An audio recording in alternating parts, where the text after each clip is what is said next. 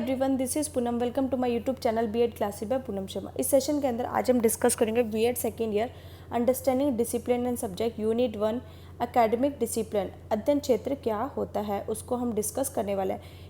इसमें हम सबसे पहले इसके मीनिंग को पढ़ेंगे, इसके नेचर्स क्या और इसके कैरेक्टरिस्टिक्स क्या हैं। ये कल के पेपर में आपको 110% आपको ये क्वेश्चन ज़रूर देखने को मिलेगा। तो इस क्वेश्चन को आपको ज़रूर अपने एग्जाम के लिए प्रिपेयर करना है। ये क्वेश्चन डेफिनेटली आपके एग्जाम में ज़रूर आएगा। सेशन को स्टार्ट करने से पहले जो बच्चे मेरे चैनल पर नए आए तो जल्दी से चैनल को सब्सक्राइब कर दे ताकि आपको बीएड एग्जाम से इंपॉर्टेंट अपडेट क्लासेस को नोटिफिकेशन टाइम पर मिल जाए। सेशन पसंद आता है, सेशन को जरूर लाइक करें और अपने फ्रेंड्स बीएड ग्रुप में जरूर शेयर करें। हमारे चैनल पे बीएड सेकेंड ईयर की सीक्वेंस वाइज सारी क्लासेस प्रोवाइड कराई जा रही है, जिसकी मैंने प्लेलिस्ट भी बना रखी है, वहाँ पे उसको चेकआउट कर सकते हैं। उसका लिंक मैं आपको डिस्क्रिप्शन बॉक्स में और टेलीग्राम चैनल पे प्रोवाइड करा दूंगी। टेलीग्राम चैनल जरूर ज्वाइन कर लेना, पूनम शर्मा ऑफिशियल। वहीं पर ही आपको सारे इंपॉर्टेंट अपडेट सबसे पहले प्रोवाइड कराए जाते हैं। ओके, आज का हम सेशन स्टार्ट करते हैं। एकेडमिक डिसिप्लिन क्या होता है? डिसिप्लिन सबको पता है, डिसिप्लिन का मतलब अनुशासन। स्कूल में अनुशासन स्कूल संगठन के एक शिक्षक द्वारा या एक छात्र या छात्रों के समूह के प्रति कार्यों से संबंधित होता है। उसी को हम क्या कहते हैं? अनुशासन कहते हैं। अनुशासन का मतलब क्या है? सारे नियम कानूनों को फॉलो करना, वही क्या है? अनुशासन कहलाता है। लेकिन यहाँ पे डिसिप्लिन का मतलब अनुशासन से नहीं, फील्ड ऑफ स्टडी से होता है। ठीक है, अध्ययन के क्षेत्र में इसका प्रयोग किया गया है। अगर आपसे पूछा जाए कि अगर आपकी हायर एजुकेशन क्या है, इसका मतलब है आप किस डिसिप्लिन के हो। कॉमर्स डिसिप्लिन के हो, आर्ट्स डिसिप्लिन के हो, साइकोलॉजी डिसिप्लिन के हो, मेडिकल डिसिप्लिन के हो, तो मतलब यहाँ पे क्या है कि आपका अध्ययन क्षेत्र कौन सा है, तो उसी को हम क्या कहते हैं? डिसिप्लिन कहते हैं। ये स्कूल में नहीं प्रयोग किया जाता है, बल्कि ये कॉलेजेस में, डिपार्टमेंट में, रिसर्च में प्रयोग किया जाता है, क्योंकि इनका ब्रॉड प्रोस्पेक्टिव होता है। स्कूल में इनका नैरो प्रोस्पेक्टिव होता है। आई होप आपको डिसिप्लिन का मतलब समझ आ गया होगा। डिसिप्लिन का मतलब है अध्ययन क्षेत्र से होता है, फील्ड ऑफ स्टडी से होता है कि आप कौन सा अध्ययन कर रहे हो और गहराई से अध्ययन करना। ठीक है, ताकि आप उस क्षेत्र में क्या हो जाओ? एक्सपर्ट हो जाओ, महारत हासिल कर लो, स्पेशलाइज्ड हो जाओ।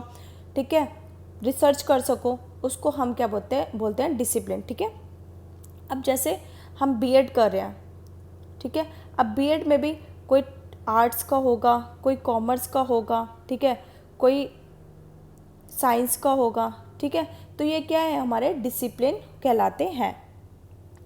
अब हम एक एक करके इसको अच्छे से समझेंगे। आपको अपने एग्ज़ाम में लिखना कैसे है।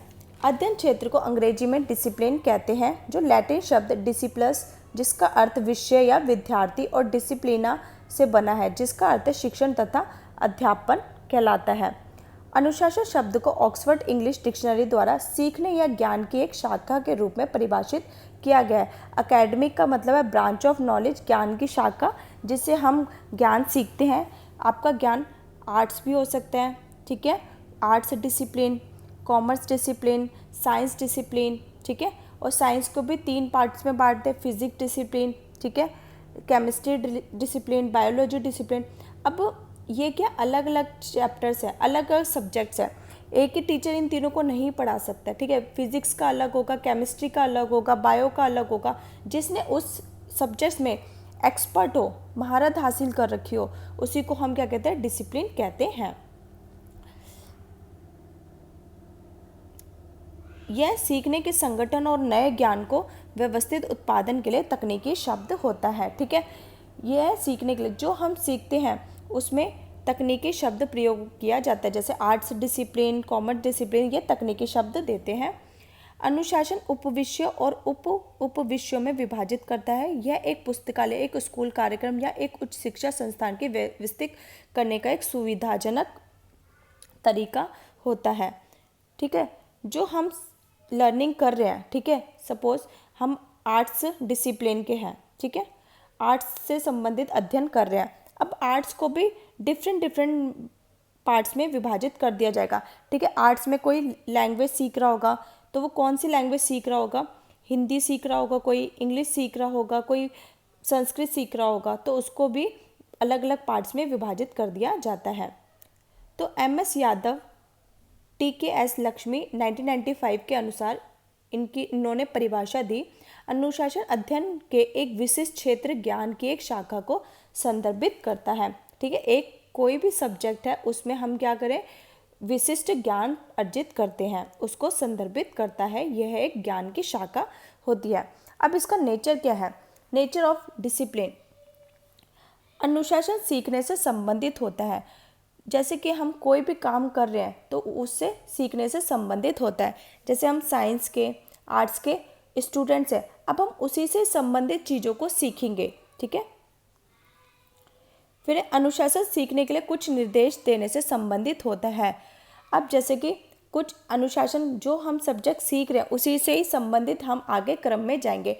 अब जैसे कि हमने ग्रेजुएशन की, अब हमें बीएड करनी है, हमने बीएड की, अब हम बीएड के बाद कहाँ क्या करेंगे, एमएड करेंगे, फिर पीएचडी करेंगे। तो एक क्रम के अंदर ही अनुशासन सीखा जाता है, अध्ययन किया जाता है। अनुशासन का मतलब है अध्ययन।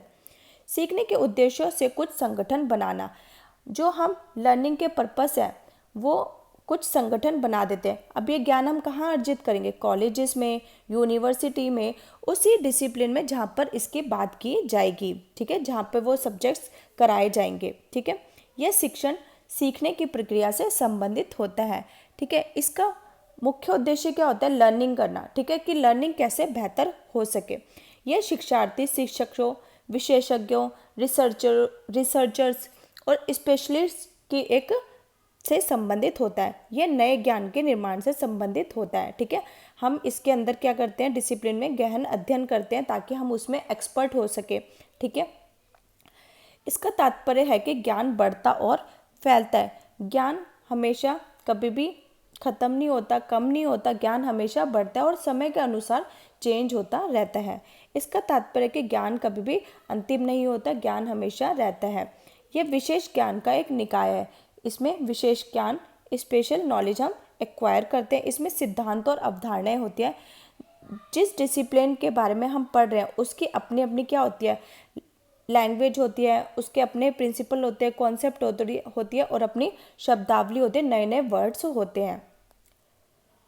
अब हम अध्ययन की सेक्शन विशेषताओं को पढ़ लेते हैं। अध्ययन क्षेत्र में रिसर्च का एक विशेष उद्देश्य होता है, उदाहरण के लिए कानून, समाज, राजनीति। हालांकि यह अध्ययन किसी दूसरे अध्ययन विषय का भी हो सकता है।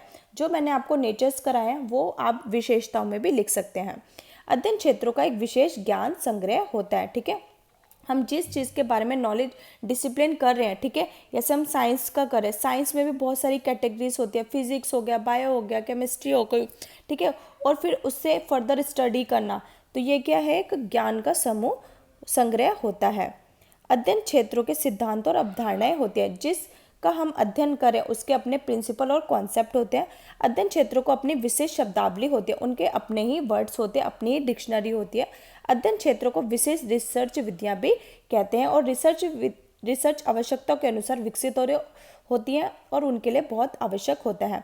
अध्ययन क्षेत्रों के लिए यूनिवर्सिटी, कॉलेज, संबंधित शैक्षणिक विभागों और उनसे जुड़े व्यावसायिक संगठनों में पढ़ाए जाने वाले विषयों के रूप में संस्थागत स्वरूप होते हैं। वास्तव में स्थानीयकरण से ही एक पीढ़ी से दूसरी पीढ़ी तक विशेष शिक्षण तैयारी के द्वारा स्थानांतरित होता है। जो अध्ययन है, डिसिप्लिन हम कहाँ सीखते हैं, स्कूल में तो नहीं सीखते हैं।